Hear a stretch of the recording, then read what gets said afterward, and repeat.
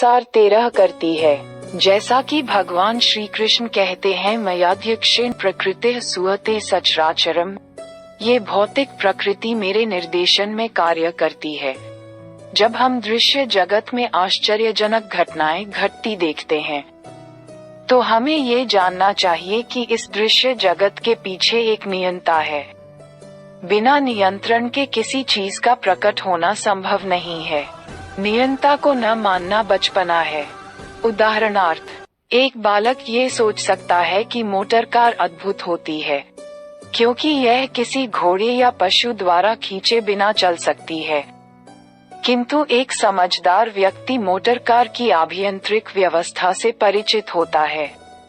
वह सदैव जानता है कि इस यंत्र के पीछे एक व्यक्ति, एक चालक होता है। इसी प्रकार परमेश्वर वह चालक है जिसके निर्देशन में प्रत्येक कार्य हो रहा है। श्री भगवान ने जीवों को अपने अंशरूप में स्वीकार किया है। जैसा कि हम अगले अध्यायों में देखेंगे, सोने का एक कण भी सोना है, समुद्र के जल की एक बूंद भी खारी होती है। इसी प्रकार हम जीव भी परम नियंता, ईश्वर या भगवान श्री कृष्ण के अंश होने के कारण परमेश्वर के सभी गुणों से सूक्ष्म मात्रा में युक्त हैं, क्योंकि हम सूक्ष्म ईश्वर या अधीनस्थ ईश्वर हैं।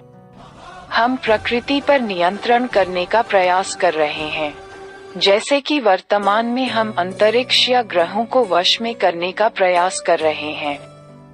और हम में नियंत्रण करने की यह प्रवृत्ति इसलिए है क्योंकि यह भगवान श्री कृष्ण में भी है। परंतु यद्यपि हम में भौतिक प्रकृति पर प्रभुत्व जमाने की प्रवृत्ति होती है, तथापि हमें ये जानना चाहिए कि हम परम नियंता नहीं हैं। ये गीता में समझाया गया है। भौतिक प्रकृति क्या है? गीता में इसकी भी व्याख्या अपरा प्रकृति, निकृष्ट प्रकृति के रूप में हुई है। जीव को परा प्रकृति, उत्कृष्ट प्रकृति कहा गया है। प्रकृति चाहे परा हो या अपरा, सदैव नियंत्रण में रहती है। प्रकृति स्त्री स्वरूपा है और वह श्री भगवान द्वारा उसी प्रकार नियंत्रित रहती है, जिस प्रकार पत्नी के कार्यकलाप अपने पति